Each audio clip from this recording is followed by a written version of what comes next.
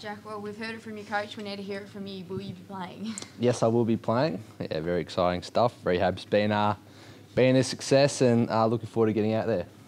Foot's obviously so 100% feeling all that sort of stuff. No, the rehab process has been really smooth sailing, and compared to last time, I had a few hiccups along the way, but this time around it's been really smooth, and feeling very strong. If there wasn't the post-final bye, would you be playing? Oh, I think it would be a little bit more touch and go, but we set out a pretty conservative rehab from the start.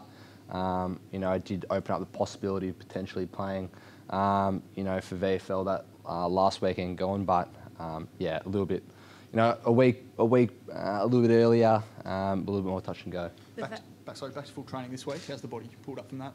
Yeah, pulled up really well.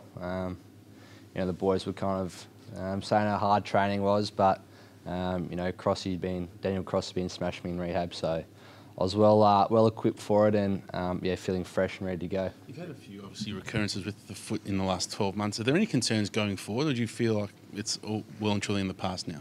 Yeah, I'm not stressing about it too hard. I think come post-season we'll do a bit of a look into it, really dig deep and see if there's anything we can come up with. But for the short term, I'm pretty confident with it, and really happy with how it's feeling and tracking. How frustrating was it sitting on the sidelines, especially when it was a close run thing for a while there? There was a couple of must-win matches the guys just got over the line.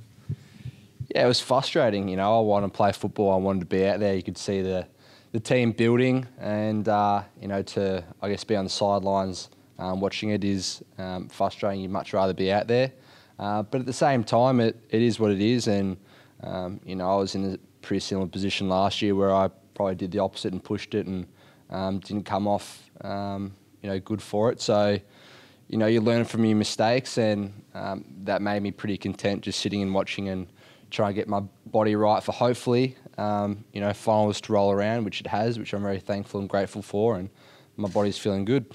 Obviously just 7 games for yourself in the last 12 months. Is there any worry possible in terms of match fitness in inverted commas for yourself? Or are you confident you can just hit the ground running and get out there? Yeah, I'm really confident I'll be able to hit the ground running. Fairly confident in my ability. I feel like I'll be able to get out there. Match fitness would be good. I'll be trying to find the tempo of the game pretty early, I reckon. But once I've found it, I think I'll fit in pretty nicely. Do you feel a certain pressure to be that X factor for the club coming back? Not at all. I think what's just been drilled in us is just playing our roles.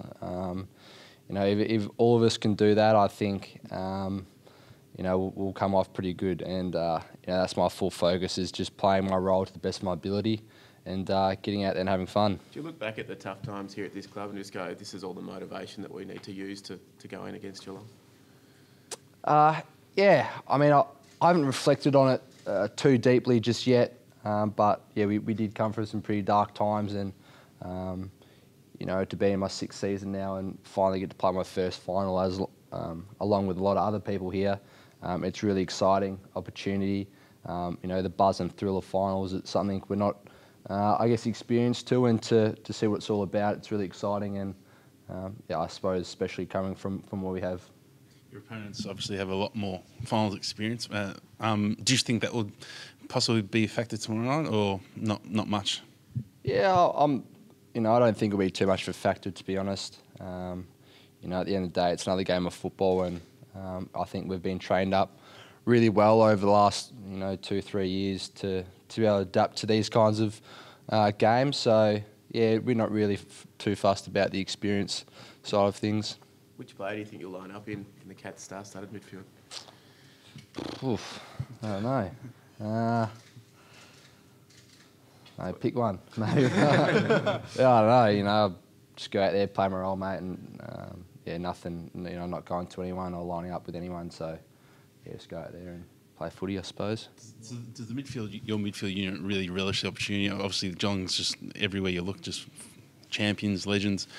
Are they really relishing the opportunity to not only play against those guys, but on such a big stage?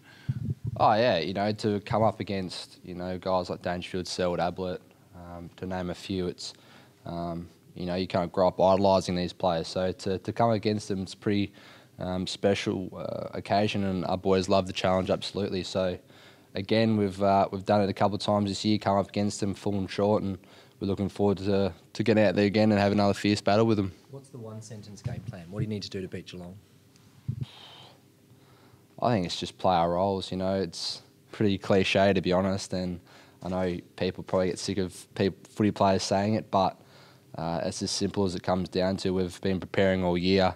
The team that can best execute their roles, will be the team that comes out on top. A lot of talk about the D's contested ball numbers, how it's elite, not just this year, but historically. I mean, that's got to be a good sign coming into finals. Yeah, contested footy is pretty much what we've built our game style around. We know that it's a pretty crucial factor come finals football, and so we take confidence out of that. Absolutely, we've been trained pretty hard for a few years now in that area, and we got an opportunity to put it on show on the big stage. You came so close against Geelong twice this year. Is there a sense in the group that finally you're going to get them the third time lucky? Did you feel like you're really close to finally beating them? Yeah, I think some really clear learnings came out of both losses to Geelong, which really helped, us in a similar position. So we feel like if we were put in, similar positions like we were the last couple of times, that we'd be able to handle ourselves much better.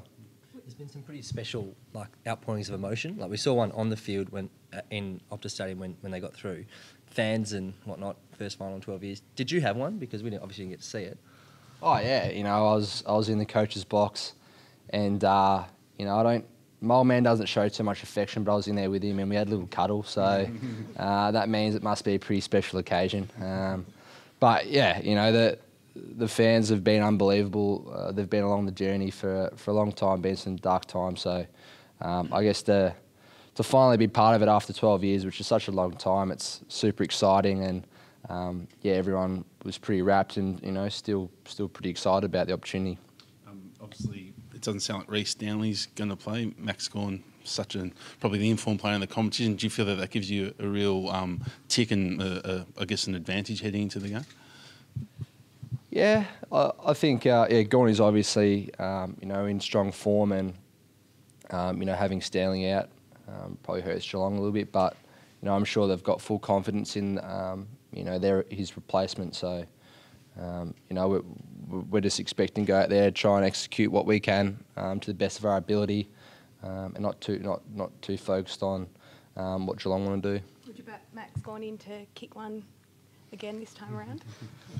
I think he's better from the boundary. He doesn't fill me with lots of confidence straight in front, but on the boundary, I'll back him in. The disappointment of last season was obviously really well documented. How much has this team grown in just 12 months? A lot, we've just been put in lots of positions where we've had to show that we've grown, and I think we've taken those opportunities. So, it's hard to kind of